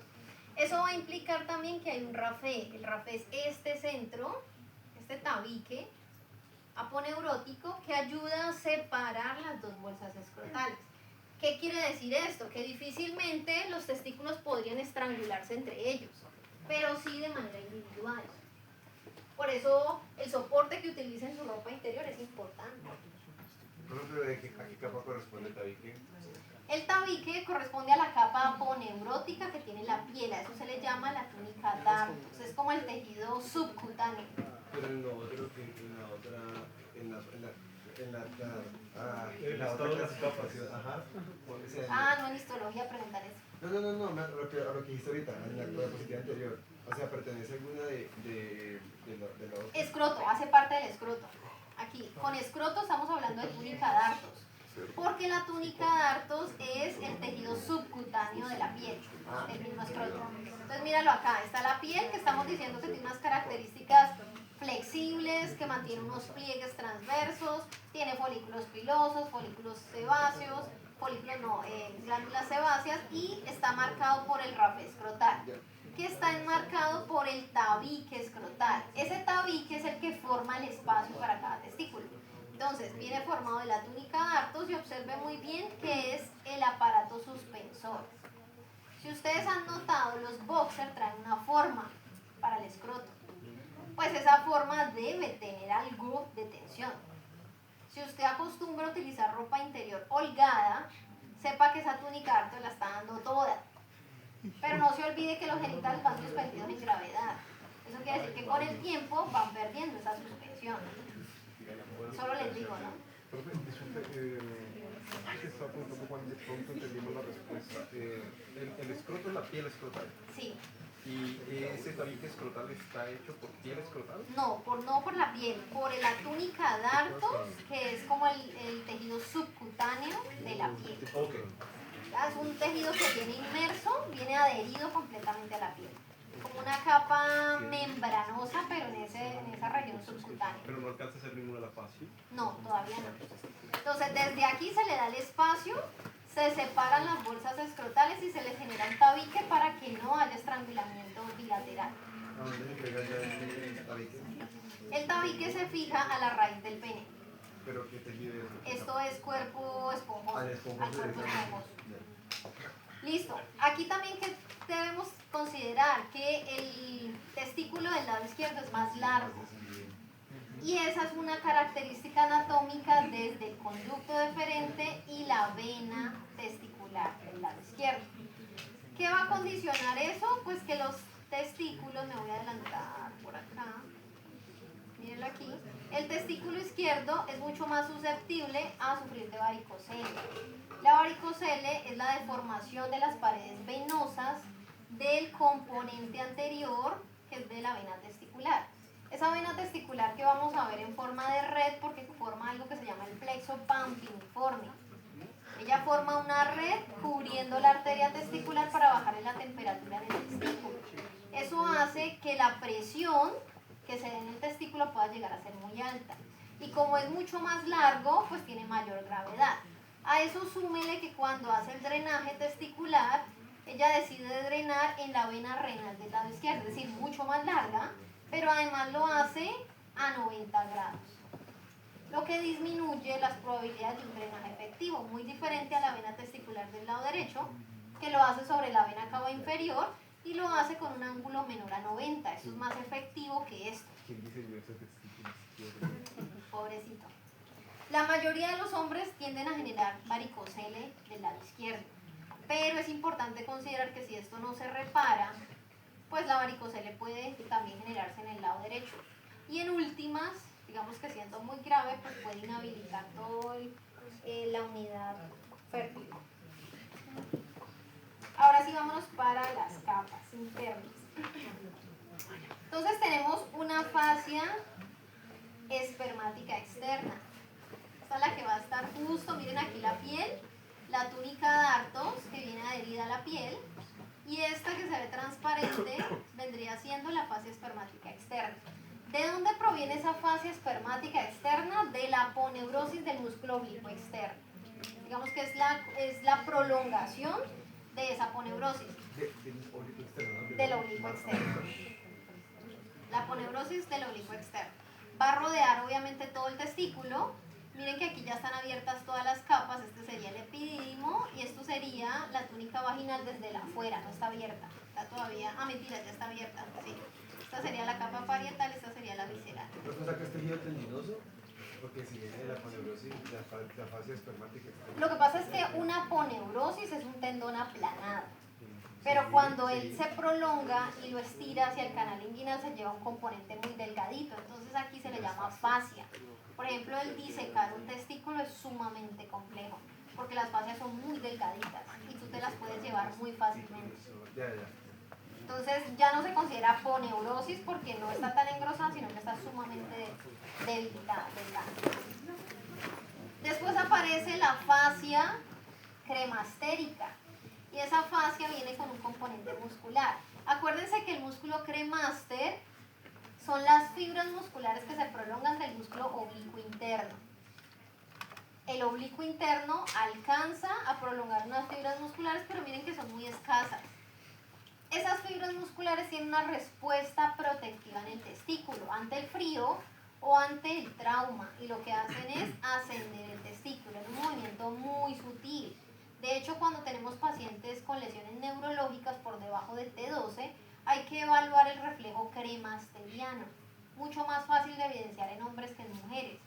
El reflejo cremasteriano, ¿qué hacemos? Con la escobita que trae el martillo de reflejos, o inclusive a veces con la uña, uno pasa el estímulo muy brusco aquí en la ingle, rápido, y observa si el testículo asciende. El movimiento es muy pequeñito, pero si el testículo no se inmuta, asuma la lesión del E1, porque T12 y L1 son los que controlan oblicuo interno. Desde allí se va controlando fuertemente esas fibras que descienden hacia el testículo. Por las líneas que se pasa, ¿no? ¿Por qué? El cepillo, Se hace una línea, un toque rápido, pero por la línea. justo debajo del testículo, debajo, en la ingle. No en el testículo directamente, sino en la piel de la ingle. Y el testículo reaccionará subiendo. Si no se mueve, pues es porque de T12 al E1 de ahí debe estar el compromiso neurológico. ¿Pero eso corresponde a hematoma? ¿O por qué? Por la respuesta motora del oblicuo interno. Ya. La fascia espermática interna, miren aquí pasó el músculo cremaster y acá está la fascia espermática interna. Esta fascia espermática proviene de la fascia transversal, no del músculo transversal del abdomen, sino de su fascia. Y ella es la que va a recubrir el testículo internamente antes de la burbuja que le forma la túnica vaginal. No, pero espérate, o sea, ¿de la fascia transversalis, de la que está fascia así, o de la ponerosis del músculo No, transversal? fascia, de la fascia. transversal, Ajá. sí. De la fascia transversal. Allí termina otra capa que será esa fascia espermática interna. Y esta va a terminar justo donde quedó el ligamento escrotal, que era donde finalizaba el gobernáculo. Hasta ahí va a quedar anclado. Ahora miremos ese testículo desde acá. Entonces vemos las capas externas, vemos la fascia espermática interna, miremos si por aquí nos la estoy señalando. Allá la túnica, ¿dónde está la línea? Fascia espermática interna. Miren, este espacio que está en azul es lo que corresponde a la túnica vaginal. La túnica tiene dos capas, hagan de cuenta la distribución que se genera en pulmón con las pleuras. Una túnica parietal y una túnica visceral. La visceral es la que está adherida a la túnica albuginea del testículo. La parietal está adherida a las capas escrotales. Y entre ellas dos está el epidídimo y hay líquido que ayuda a amortiguar el testículo. ¿Sí? ¿Líquido que trabaja en el dedo? No sé, en histología. En histología les dirán que contiene. Profe, es lo mismo decir capa, bueno, fascia, o bueno, capa, no sé, ¿cómo se llama? Cremastérica. Cremastérica que músculo, o sea. No, el músculo viene con una fina fascia. Entonces por eso es fascia y músculo cremaster o cremastérico. Pero la capa es. La capa Lo que más se ve es el músculo y eso que es muy escaso. O sea, no tiene un músculo constante, sino que tú ves muy bien las fibras. No alcanzan a rodear completamente el testículo. Entonces, observe aquí, se abrió la capa parietal o esa túnica parietal, se ve el epidídimo, esta sería la capa visceral y dentro pues estaría todo el contenido de la túnica albuginea. Traumas testiculares podrían generar hidrocele por aumento de presión dentro del testículo. Recuerde que es un área que está suspendida y eso implica que la presión aumente mucho más fácil, pero también podría generar sangrados constantes dentro de ese espacio. La presión elevada aquí pone en alto riesgo el cordón espermático, porque todas las estructuras que están aquí pueden desgarrarse o pueden lesionarse por la presión elevada del testículo. Aquí veíamos la migración, miren cómo las capas van cediendo para darle forma a esa bolsa escrotal. ¿La arteria cuál es? Testicular, la arteria testicular, y ella viene rodeada, miren acá, arteria testicular que viene saliendo directamente de la aorta abdominal, y ella viene rodeada de todo el plexo pampiniforme. Ese plexo es el componente venoso de la vena testicular, el grupo anterior. Entonces observen que él viene como flexuoso y ramificado. Esto le permite bajar la temperatura a la arteria para mantener el control de la temperatura en el testículo. Recuerda que los testículos migraron porque a 37 grados no pueden ser funcionales los espermatozoides. Pero también el músculo también es el que se encarga de ese control térmico. Todas las estructuras que están aquí están diseñadas, por ejemplo, las capas son sumamente delgadas. Está suspendido, está saliendo de la cavidad abdominal, a pesar de que está en un área que es de una temperatura muy alta. pero al estar con una capa muscular tan delgada, sin un tejido adiposo desarrollado, pues puede controlar muy bien esa temperatura. Y el paquete vascular lo facilita también. El plexo solamente es el plexo venoso, el plexo Venoso, paravertebral. el grupo anterior de la vena testicular. ¿Y cómo hace para bajar la arteria? Como ellas rodean la arteria completamente cuando hace el drenaje, ese flujo constante baja el tono de la arteria. Entonces aquí lo vemos. Grupo anterior de la vena testicular, este es el que vamos a llamar plexo pampiniforme, y miren que el grupo posterior es el que va a estar acompañando el conducto deferente, desde la cola del epidídimo y se despliega por el conducto deferente. El conducto deferente tiene diferentes regiones, o sea que el trauma testicular pues hay que localizarlo, o puede ser, digamos que en la porción escrotal, trauma directo en testículo con lesión del conducto deferente, porción funicular o es, no olvidé el otro término,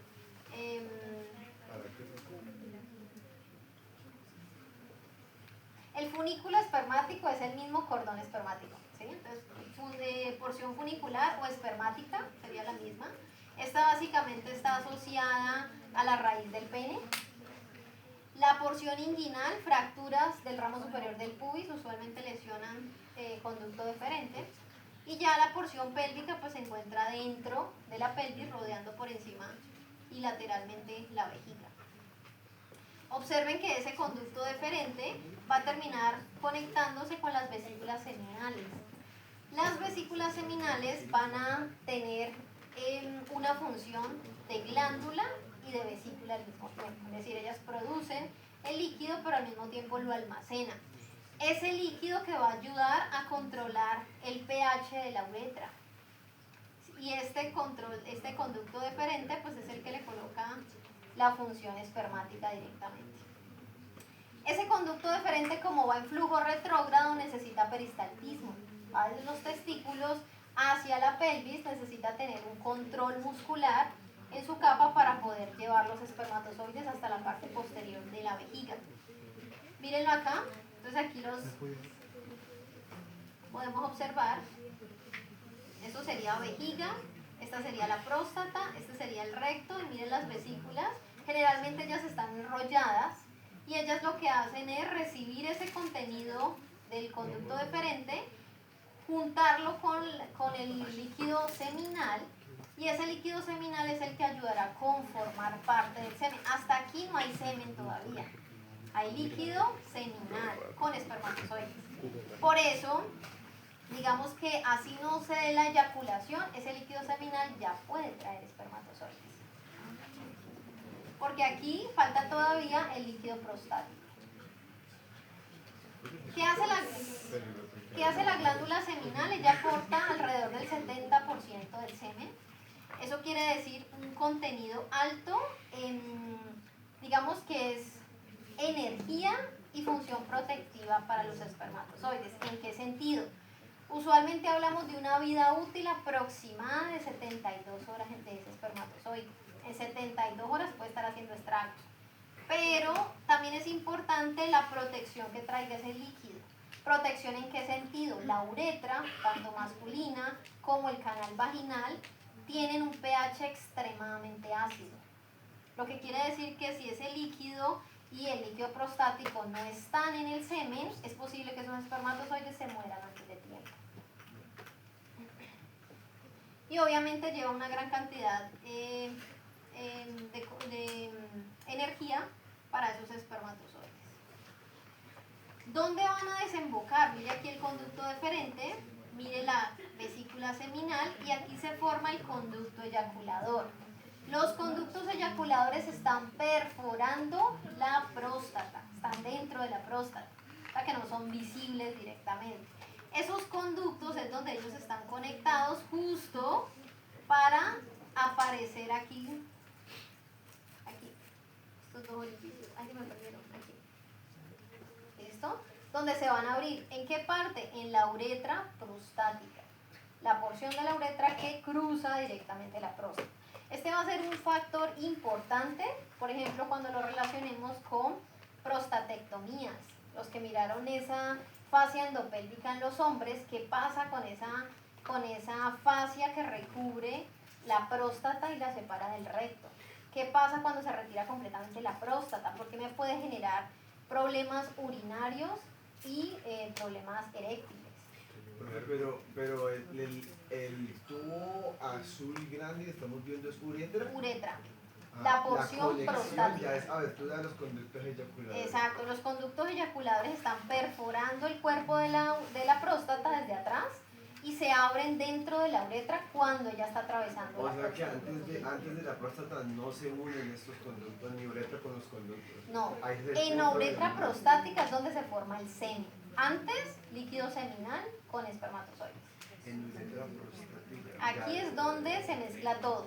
El líquido seminal, los espermatozoides y el líquido prostático. Por eso está relacionado la secreción seminal con la secreción urinaria, ¿no? Con la próstata. Exacto, todos van a cruzar por uretra.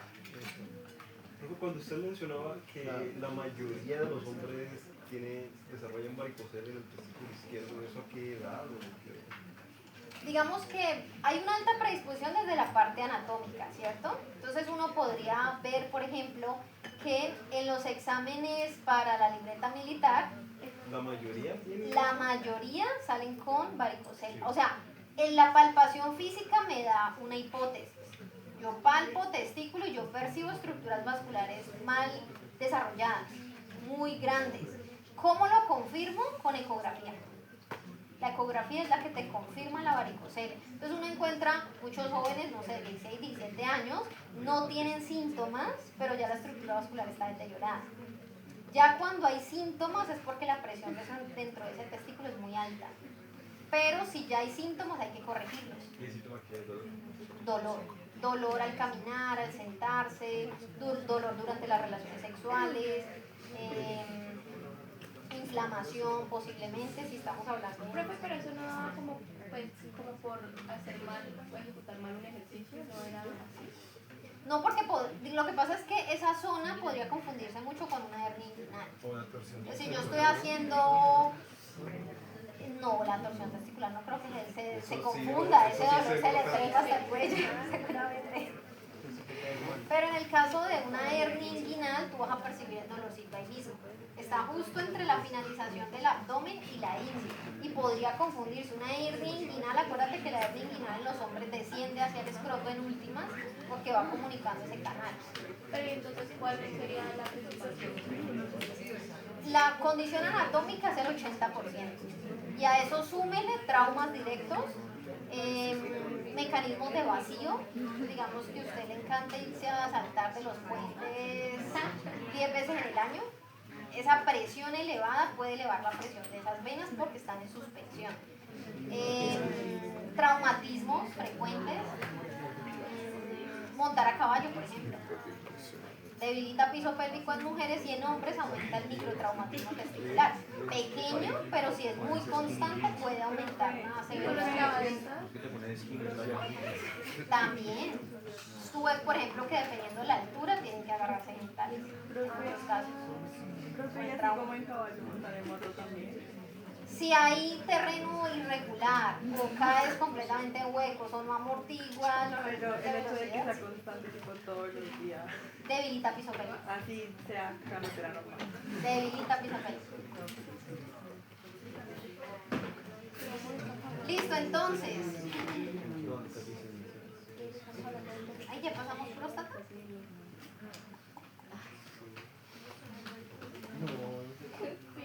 Entonces vamos a ubicarnos sobre el pene. Primero hay que posicionarlo.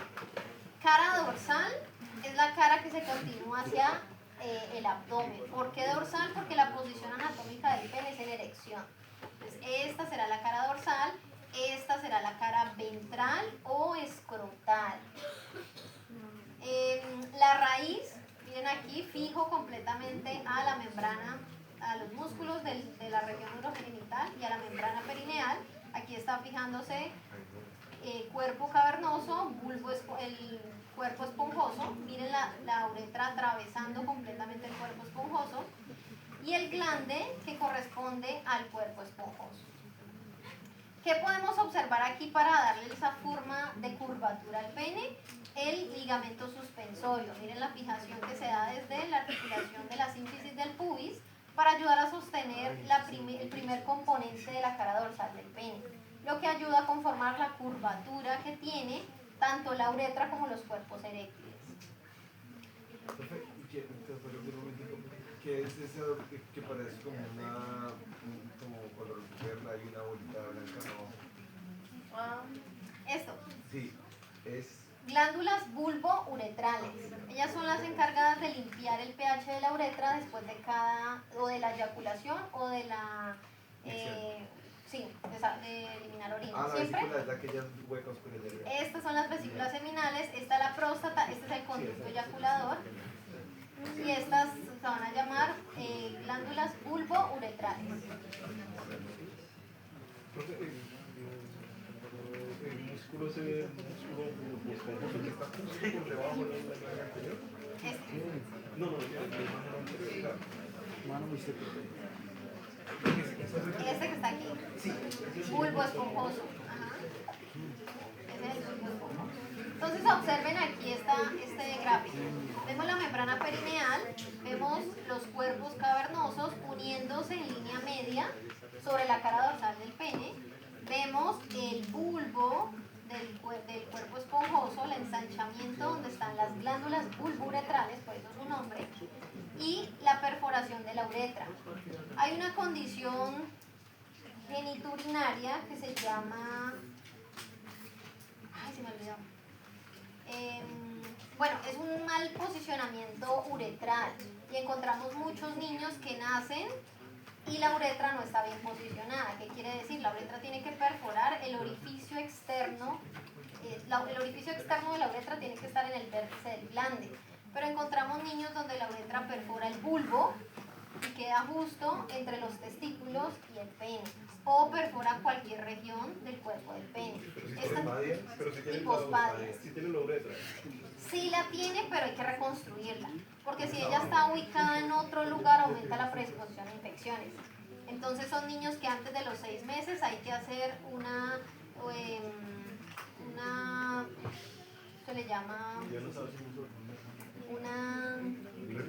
bueno, hay que posicionarle, o sea, toca crearle nuevamente el conducto porque no lo tiene y recolocar la uretra porque no está perforando en el vértice del glande. Ahora, si nos vamos hacia el cuerpo esponjoso, vamos a tener presente que ese cuerpo esponjoso en la parte distal hace una dilatación que se llama glande. El glande tiene la corona, que es el vértice, el borde, donde se va a anclar el prepucio. Y ojo aquí, hombres, porque el prepucio es una zona de alto grado de infección.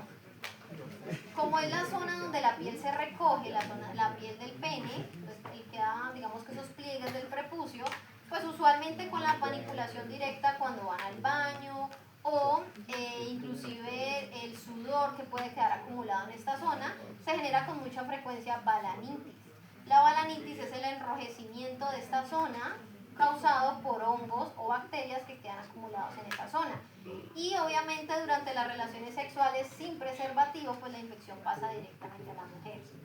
¿Sí? Recuerden que las infecciones vaginales en la mayoría de los casos están transmitidas por la pareja. Ahora miremos esas capas que van a cubrir el pene. Entonces simplemente ubiquémoslas aquí. ¿Qué estamos viendo en esta zona? Cara dorsal, cara ventral. Entonces estamos viendo cuerpos cavernosos.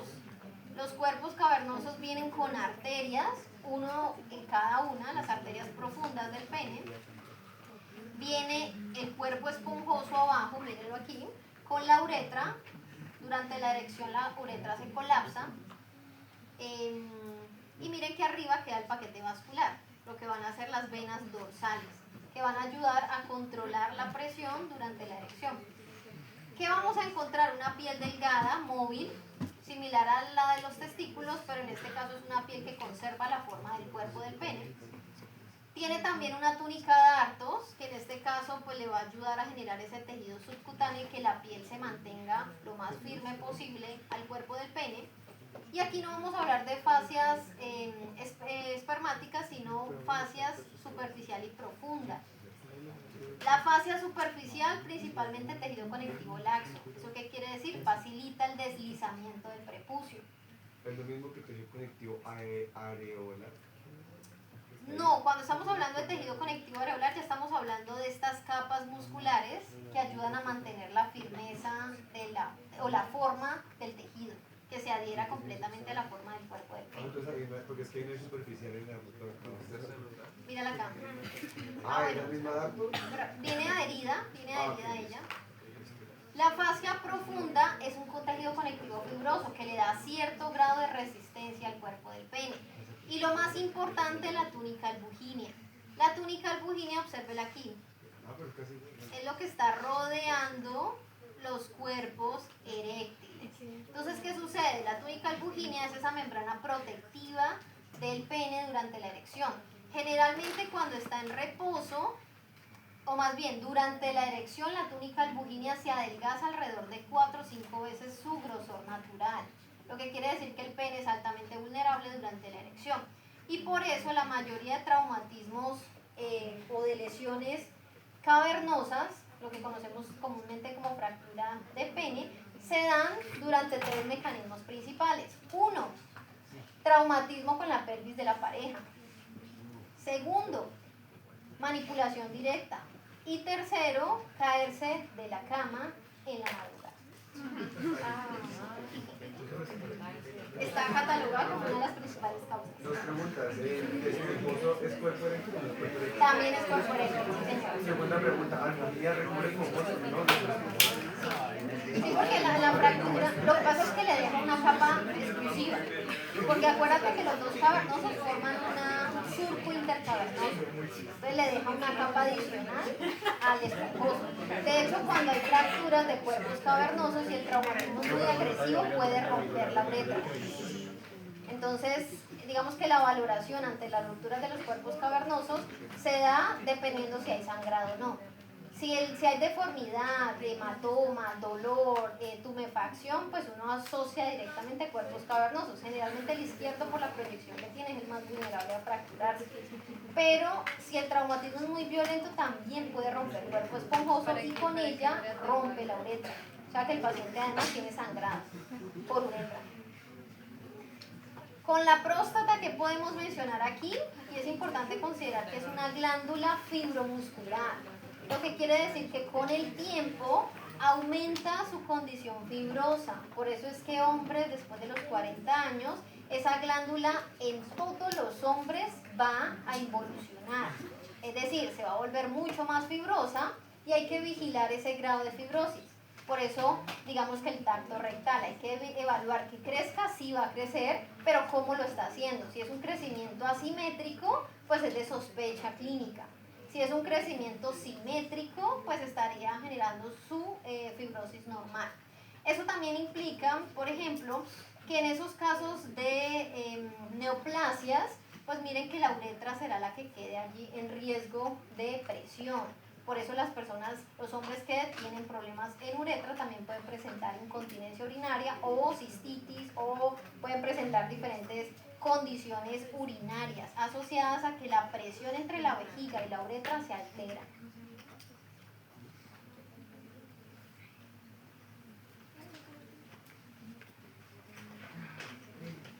Miren aquí las glándulas bulburetrales, estas no las habíamos mencionado acá.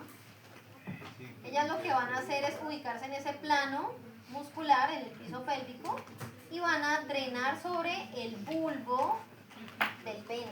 El bulbo es la dilatación que tiene el cuerpo esponjoso. Allí va a perforar la uretra y observen que lo que ellos hacen es intentar limpiar el pH. Después de cada secreción uretral, sea eyaculación o sea orina, pues ellas generan una secreción para limpiar esos residuos y mantener un pH controlado. Lo que quiere decir que la uretra no es seca. Al ser un tejido mucoso, pues debe estarse limpiando constantemente. ¿Alguna pregunta hasta aquí? Quedamos pendientes de socializar mañana los espacios y luego complementamos con piso pélvico también. ¿Listo? Para que asociemos esas fascias gracias.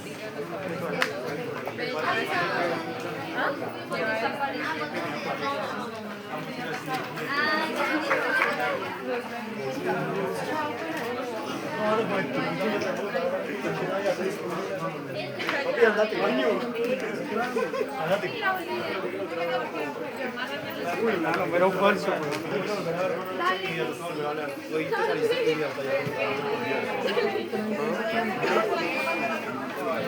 pero todo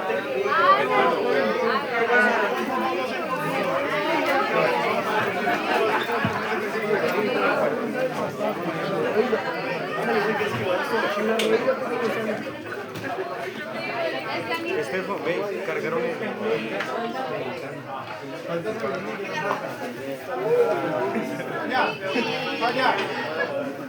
Vamos. ¿Año quieres ir? Año, ¿verdad? Casi. Pero ¿y en qué? El carro de con motos Samuel. En el centro. A posar placa. ¿Cómo te quedas?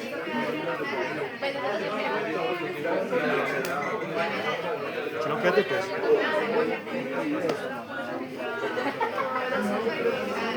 ¿Te quedas?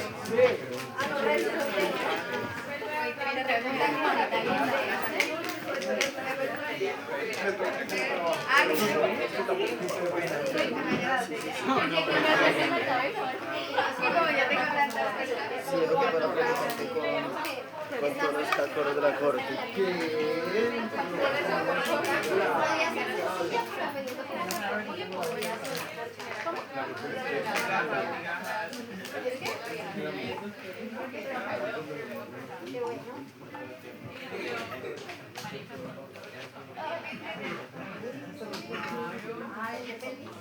Bueno, de la clase lo tenían que ver porque lo que hice aquí fue básicamente hablar del control de la película. Sí, míralo porque ahí se da toda la correlación. La clase no decía, solamente asociamos como estabilidad y músculo. ¿El jueves te montaste con vos? No. Pues dice anatomía, pero luego dices que fisiología reproductiva. Sí, está verdad. Estamos de acuerdo. No, mira los temas. Porque tenemos urinario, creo que después. Anatomía de inervación y vías urinarias, y vascularización y inervación pelvis y